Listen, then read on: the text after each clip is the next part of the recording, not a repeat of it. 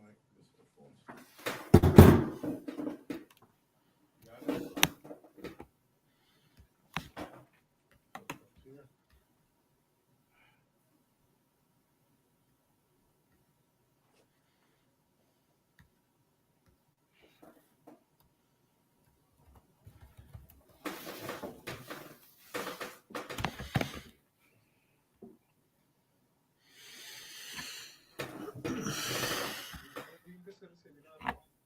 Turn these up. You hear it? You hear it? Is it working now? Working? Working? Working now? Yeah, let's try. Sure. Try to speak on the mic there. See if it's working. Is it working? Yeah. Yep, it's working All right. Can you hear me? Can you hear the mic? perfectly. Talk on the mic. I can. Yeah. Can you hear me, Donnie? Perfectly. Could you hear me? All right. Hey, my phone. Long que teléfono lá.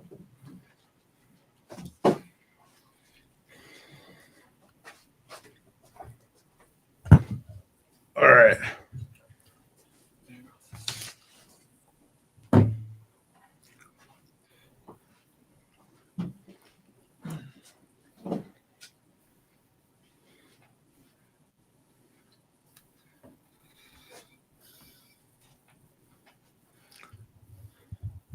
Okay. Chega mas. This way. All right. Mas. E perto para eles. Okay. All right. Se eu quero pôr o mic também perto do. Yeah, that's fine. I'll keep it right here. Turn it up a bit. Perfect. Good. Yeah. Donnie, can you hear me? Perfectly. Okay. Turn like you had it. Turn it up like you had it. Yeah. Yeah. So I can hear Donnie. Okay. Yeah. All right. This is Hamilton Rodriguez with The Outsiders. Today we got a special guest, Donnie Palmer, urban planner here in Massachusetts. He's here to talk about zoning and order, externalities, non-conforming uses, subdivisions, land uses and transportation, public versus private rights, environmental regulations, equity in land use, growth versus preservation, and human flourishing. Now, with all this ADU talk going on in the state, mandates and so on and so forth, and we got sewer systems being mandated and everything else, this is all part of a master plan for urban planning. And Donnie's going to come here and break it down for us. He's a specialist in this area. And welcome, Donnie. How you doing? I'm well. Thank you for having me back on the show, Hamilton. Yes. So tell us a little bit about yourself and how you got into urban planning, Donnie. A little bit about myself. My name is Donnie Palmer. As you stated previously, I am from Roxbury, Massachusetts, grew up in the South End, what they call now the South End. But see, this is zoning and planning, right? It's originally Lower Roxbury and Roxbury. Correct me if I'm wrong, Hamilton. Lower Roxbury up until like the early 90s, mid 90s, and it got changed to South End. Hold on, Donnie. Hold that thought for 1 second. Yes, sir.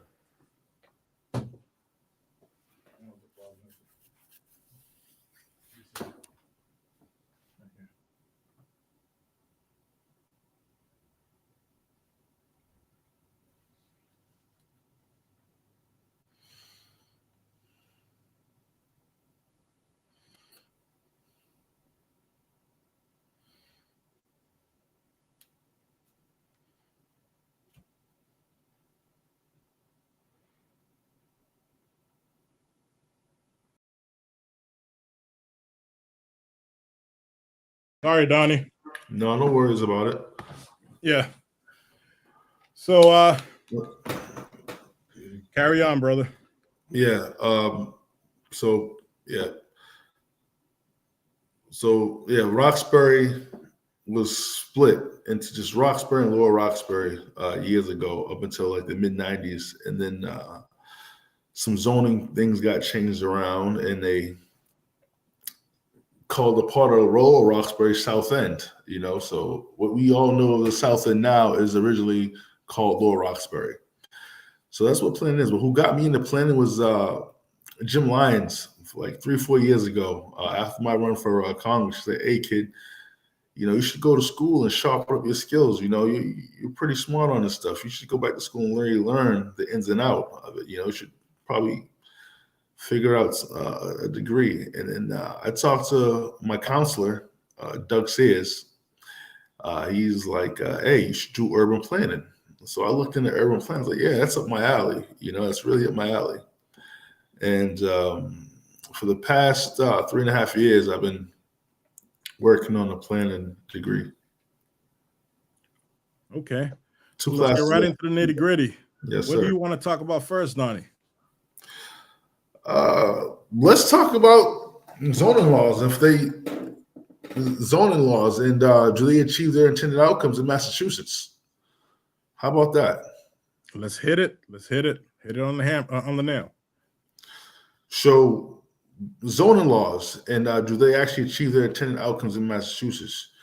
So basically what zoning was meant to separate basically factories from homes. You don't want to put a plot of land or build homes next to an oil refinery. That just wouldn't be, environmentally right or safe for people. And in Massachusetts, zoning often restricts housing supply, which drives up prices. So what I'm trying to say is, in Massachusetts, politicians, they restrict the housing supply. So it's not really a crisis, really. As a plan, I'm going to tell you, it's not a crisis. They use zoning as a tool to basically restrict housing. So they don't want to build any big apartment buildings, tall apartment buildings in certain towns and certain cities. You can't have, you can only build single family homes in certain cities. You can't have a gas stove, or like Hamilton said, you have to comply with the new stormwater regulation if you do buy a house. So all this zoning stuff, these policies and regulations, they use them as tools to restrict housing and to shoot up prices, right? Because if there's less housing in an area that lots of people want to live in, that means the market goes up. So tell us a little bit about the stormwater situation, Donnie. Okay, so basically, the stormwater situation is going to be implemented in the next couple of years. It's actually being implemented now on businesses. So if you own a business with at least an acre of impervious land, you are going to have to comply to Maura Healey's new stormwater regulations. So this is the plan. I'm just going to sum it up for you. Her stormwater regulations force the people to buy stormwater systems from a couple of her given companies. And if you look for a company outside of these two companies, it'll be null and void. So you'll be out of compliance. So in order to be in compliance, you have to buy from these two companies. And that's not right. That's not right. That's not right at all. That's ethically and morally wrong. Okay, so we had a conversation yesterday about this zoning and order. If zoning is fundamentally about imposing order on chaotic realities of land use, how do we reconcile the rigid boundaries it creates with need of organic community development? Talk a little bit about that, Donnie. So repeat that question. If you mentioned this to me yesterday, Yeah. and I wrote it down. If zoning is fundamentally about imposing order on the chaotic realities of land use, how do we reconcile the rigid boundaries it creates with the need for organic community development? We have to hold. First of all, we have to hold our elected officials accountable. Okay, across the board, the people have to be in tune with the zoning and planning boards, in tune with the master plan of the city. So What most Democrat leaders do is they don't talk about the master plan of the state, or the master plan of the city, or the master plan at all. Every city has a master plan. So in order to stay control, you pick and choose what things you want to talk about in that master plan, right? Because you want to keep the people dumb and blind. So what I'm going to do is I'm going to tell the people to look up the master plan for your state, your local town, your city, okay? And look at a few things that catch your interest: multifamily housing, public transportation,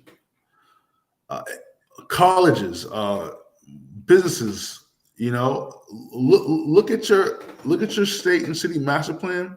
Look at the index and find something that catches your interest, and see what on that you want to fix. See what needs fixing. See what needs help. Okay. The master plan for every city tells you what's what and where is what and what needs to be done. And within that master plan, what about externalities? When industrial land uses spillover, the cost, pollution, congestion, noise onto residential neighborhoods. What more responsibility does the state have to intervene? And what point does the intervention become destructive overreach? I would say the federal government might require all cities. I'm gonna go back. I'm gonna give you an example. Okay, an example. Okay, with the stormwater stuff, because this is spillover also.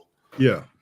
The federal government might require all cities to upgrade stormwater systems to meet the clean water standards, but that's only good for the environment. But some of the towns complain that upgrading the stormwater system costs a lot of money, like I said previously, and they might delay, projects they want to do.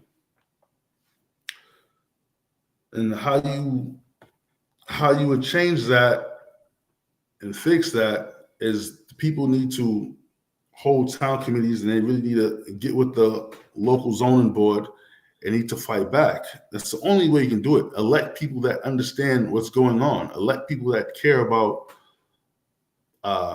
urban planning, and then you have to just move forward and keep fighting. That's the only way. In your opinion, Donnie, in your opinion, what's your definition of, I know there's a definition for urban planning, but what's your definition, your personal definition of urban planning? What's behind the scenes with this urban planning? And how long has this been going on for? And how should I say it? What's behind it politically? Is this a political scheme, or what are your thoughts on this? Is this a different, sophisticated form of gentrification, or is it to move a group of people out of a situation to make the environment better, or what is it? What is it in your opinion? Let me narrow it down. So Boston. Let's focus on Boston itself. Then let's talk about the T then, because urban planning is difficult to just lump up. But basically, urban planning is a tool. Urban planning is a tool to move people. Okay, urban planning is a tool to control people. Okay, so all right, you got markets that reveal the demand of prices, right? Government hides through regulations and subsidies. So when you have a market, like people buy and sell things at a store, you should have what people actually want, right? So when people buy things at a store and they sell things, that's how you can actually see physically what people really want, what they want to buy, right? So this is urban planning. This is how urban planning is used as a tool. So now the government, on the other hand, steps in with money and rules to say, we're going to help the people. We got this money, we got these rules, right? A whole blanket list of rules, right? And so they say, hey, listen, we're going to pay these farmers to grow corn, okay? So you got to grow corn. We're going to give you all this money, and as long as you grow this corn, you're going to get money, right? So now you got more corn in the stores than you normally have, right? Yes. Now, Is that true though? Is that real? Is that the real market? Because the government is subsidizing this. The government is forcing the people to buy the corn because they're forcing the farmers to grow the corn, to grow extra corn. Mhm. Right? Do you get where I'm coming from? I understand. So, Elaborate a little bit more. Elaborate. It's all fake. It's fabricated. So what I'm trying to say is the market prices in Boston, all this is fabricated. The prices in the rent, the prices of houses should not be this high. They're high for a reason. Like, okay, MBTA. Michelle Wu said, hey, I'm going to make the 28 and the 23 free. Okay? Mhm. So what happens when you make the 28 and the 23 free? Black people, Hispanic people think it's a great thing. Oh, she's helping us. Oh, we got to vote for her again. This is great. But see, what she just did was she just pushed them out of their houses, right? Because if you have a free line on the MBTA, okay, that's going to up the property values in your area, okay? It's going to force more college kids, more young yuppies, business people to come move in and live because now they don't have to pay to ride to work and ride the public transportation because they live in a certain area that gets subsidized. You see, so now most minorities aren't thinking about, don't have a budgeting list every month. Most of them don't. They live paycheck to paycheck. They're not thinking about, oh, it's $60 a month for an MBTA pass, right? College students like, man, that's $60. I get a packet. I can just keep my pocket. Okay. Yeah. So the MBT, her making those lines free are pushing out people up in the property values, okay, pretty much creating gentrification, if that's the term you want to use. Mm-hmm. So it's not help. These same subsidies that these Democrats say are going to help the people end up hurting the people in the long run. And this has been happening for years, since the 80s, since before the 80s. So, what's your thoughts on the MBTA law that came out, or the mandate or regulation, whatever you want to call it, where if your house, no matter where you are in Massachusetts, if your property is 1 mile radius from a train station, then you can build an ADU, accessible dwelling unit, or you're allowed to build multiple units. 50 plus units. What are your thoughts on this? It's mixed. I have mixed thoughts on that. So, do you think the town should have an autonomy over their decision, or should they follow the state's mandates? Do you think the town should have a say in this? Every town is a LLC, is a limited liability, is a corporation, company. Every town is its own corporation, right? Mm-hmm. So the state should respect every town's bylaws. That's why they have bylaws, right? Mm-hmm. So the state is using the MBTA as a tool to come through and bulldoze these towns and cities that don't want this style of zoning in their town or city, in their area. So do you think the town should fight back, or do you think they should comply? What is your I think the town should get with you to donate to my campaign so I can help fight for them in this next election, because the town should all fight back, and they need people that's going to help them fight back that actually know what's going on, because that's what's happening. You're electing people that know nothing about planning. Mm-hmm. Okay. So what's your next move on this elected official thing? I know you ran for Congress in the 7th congressional. So what are you going to jump back into the ring to tackle this?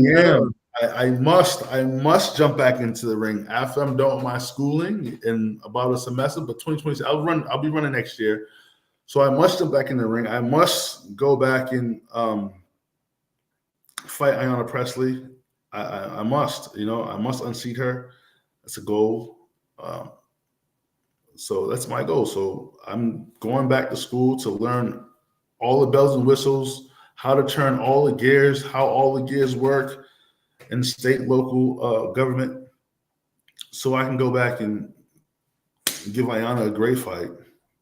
Okay, sounds interesting. I mean, when's the election coming up? 26. It's right around the corner, Donnie. Around the corner. Got to get the ball rolling. That's why we're here, right? We are here focus, now. Focus. Yes, so, sir. So tell me, when more about this MBTA thing with the towns. Do you feel as though building multiple dwelling units in single family neighborhoods is the way to go to solve this housing crisis, or do you think pushing the cities out to Western Mass is a solution as well? What do you think? My opinion is this. I understand there's a population issue here in Massachusetts. I understand there's a housing issue here in Massachusetts. But when you think about it, it's all concentrated in Eastern Mass. There's not a housing issue in Western Mass, in Central Mass. And, and quite frankly, if we push services out to Western Mass, we can solve this cost of living issue. But the problem is all government agencies are all here in Boston, Eastern Massachusetts, and so on and so forth. And people out there in Western Mass, it's an inconvenience for them to get services. And that's why there's no demand for Western Mass living. And I think if they spread out the state services throughout the state, this will solve a lot of housing issues because everyone's coming to Boston to work, or at least Eastern Massachusetts. So what are your thoughts on what I just said? Your thoughts are amazing. So basically, the East-West line is a project that has been up in talks. And I mean, they've been working on it. They started a station in Palmer. So the East-West line is supposed to go from Boston, South Station to Springfield. So there's a delay in this. So the delay is Beacon Hill, the higher ups in Beacon Hill do not want lower class people or less. I don't want to say lower class. I want to say it's a classist thing. They just don't want those people coming over to Boston. Springfield people coming to Boston so it's easily accessible, they don't want those people to have easy access to Boston. Okay? It's going to clog up the courts. To them, it's going to clog up the courts. It's going to clog up the hospitals. It's going to raise crime, right? So that's what they're thinking. So back when they did the Section 8 push in the early 90s, they did a big Section 8 push. That was pushing everybody to Western Mass, to Brockton, Springfield, Worcester. A lot of my buddies got moved out that way when I was a kid. They did that for a reason. They wanted to move poor people out and bring the richer people in.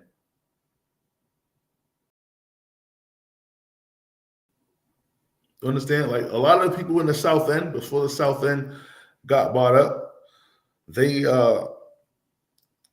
sold their houses and they moved out west because it was cheaper. Mm-hmm. The houses were better. So a lot of Roxburyans got moved out west. So I understand what happened. I was a Roxbury kid that got to stay in Roxbury while all my friends moved out west because they were poor. That's what Section 8 told them they can only go. They can only go out that way. Yeah. I get it. I totally get it. My thing is, there's nothing wrong with rich people moving in and poor people moving out, and vice versa. My take on things is equilibrium. Basically taking a group of people out of a environment to put another group of people to satisfy a particular goal. I'm against that. But if you have an area that you're trying to improve for the common folk, that's fine. I personally think, like I said before, all you have to do is spread out the services throughout the state, and that'll solve, affordability and so on and so forth. Now, um, can the common folk live in Boston or Eastern Massachusetts right now? When you have a one-bedroom apartment going for $2,000, no, I mean that's not realistic, and you can easily say, oh, go to college, get a skill, get a job, better job, improve yourself. Yeah, that's fine and dandy. That's beautiful. But not everyone is in that class. Not everyone is in the class where, um, you know, they're going to get the six-figure job. Because right now, to live in Eastern Massachusetts, you got to make six figures to live comfortably. And if you're not making six figures, you're out of the ballpark. And what I'm starting to see now is individuals sharing housing units. So people will just get a $3,000 apartment, four-bedroom apartment, and rent out the rooms, split the rent. And I've even seen four married couples in one apartment, taking a room, sharing a kitchen and a bath. This is something that's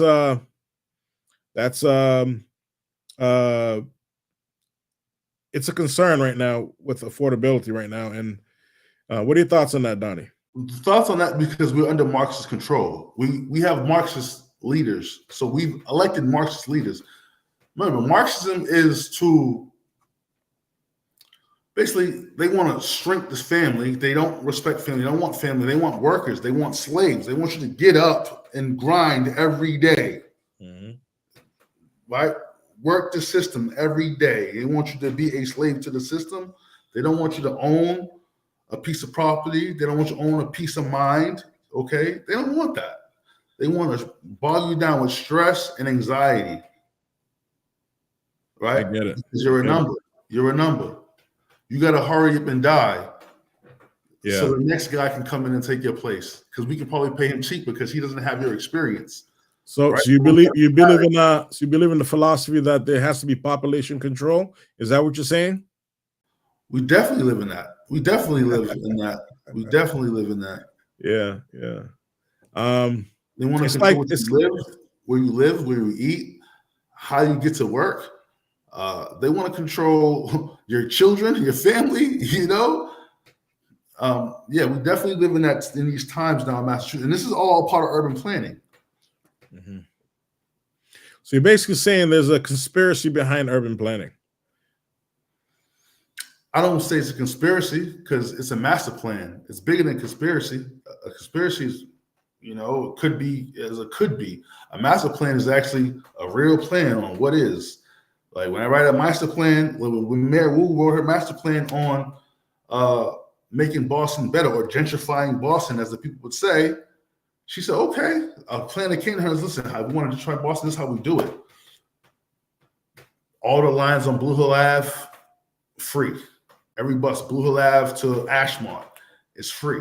Make it free for all those people that got to travel Blue Hill Ave or Washington Street. Free buses for them all. Mm-hmm. So when you do that, so many people are going to move. That's word of mouth. Word of mouth is going to get out. It's free to go to Ashmont or to Mattapan Station. It's free if you live in Boston to take the bus down there. So people are going to start moving. So now, like I said, property values go up. People get priced out, pushed out. Right? Well, look at what's going on in Fall River and New Bedford. The train system is there. So my question about that is, are people actually hopping on the train in Fall River coming to Boston and vice versa to get to work? What's the outcome of putting train systems throughout the state? Is it to get more people to come into Boston? Or is it to get people from Boston to go out to Western Mass or Fall River and New Bedford to work? What's your take on that? Originally, it was to get more people to come to Boston and spend money in Boston. Okay. Right? That's why we go out there. And plus the MBTA is the biggest landowner in New England, in Massachusetts. MBTA owns the most land and the most parcels in Massachusetts. Okay. So we got to always remember that. So tell me a little bit more about public and private rights, Donnie. Where does the constitutional balance lie between private property rights and the collective good, especially when land use controls dictate what an owner may or may not do with their property? You talking about like eminent domain and stuff like so? Repeat that again. Public versus private rights. Okay. Where does the constitutional balance lie between private property rights and the collective good, especially when land use controls dictate what an owner may or may not do with their property? Yeah, so talk a little bit about that and throw in the eminent domain factor. I'm trying to give you an example off the top of my head.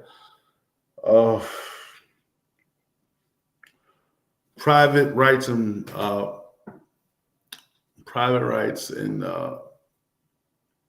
public rights, private and public rights. So, all right, I want to say I'm going to try to go back into the MBTA, use them as an example. Like I said, they was the biggest landowner in Massachusetts, right? And they have easements, right? Usually they have easements on private properties. Yeah, on private property, right? And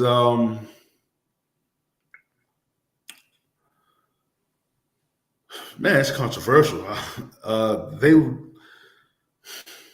They have easements on private property.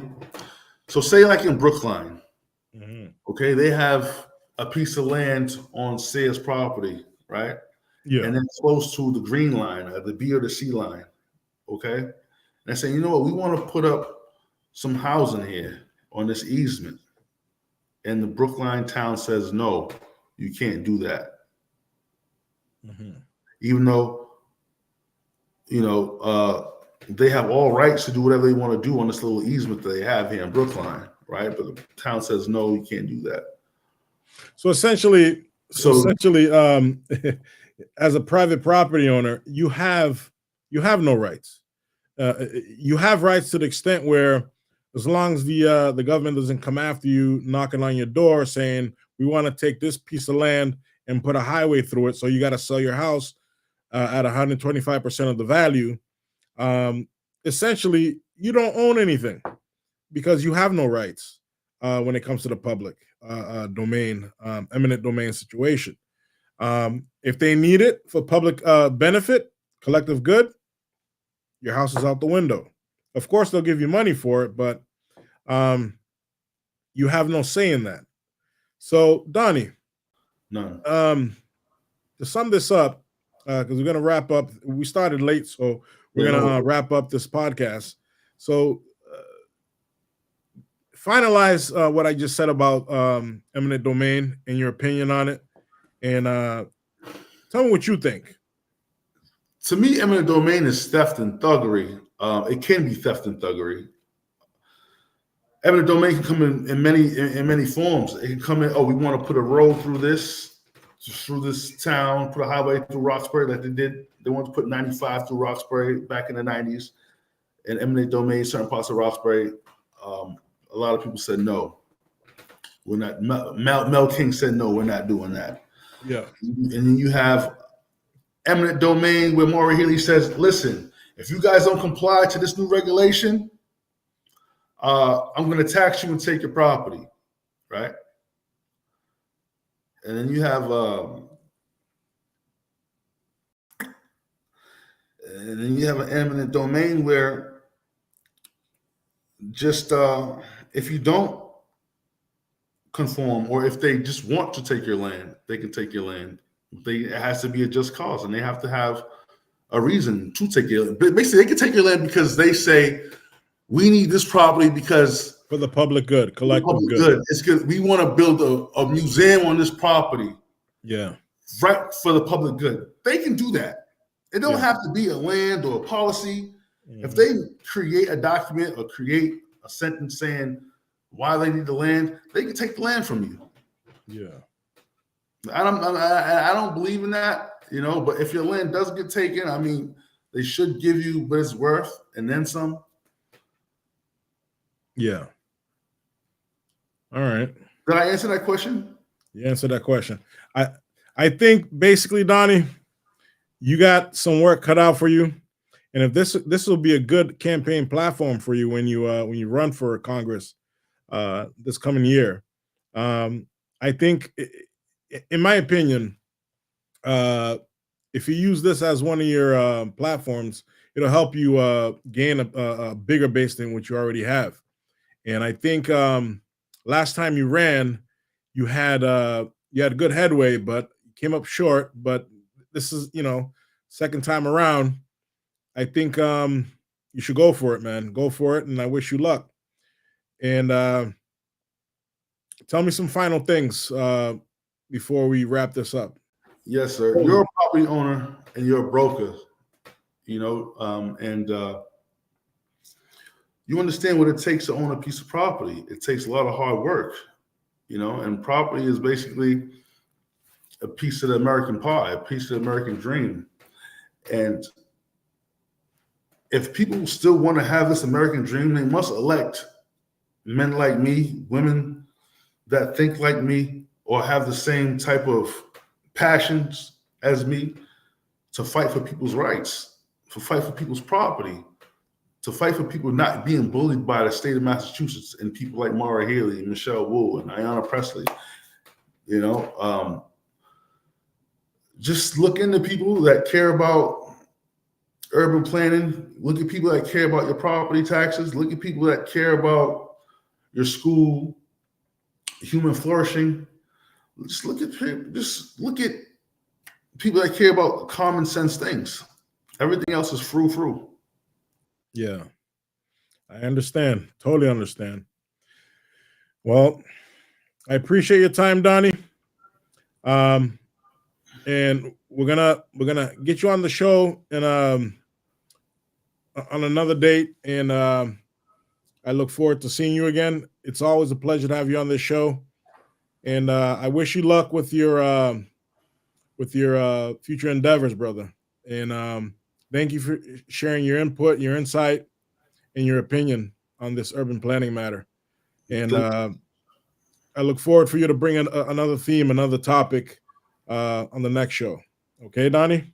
Thank you so much, brother. Thank you so much. You're very welcome. And this is Hamilton Rodriguez here with The Outsiders. Thank you for tuning in. Until next time.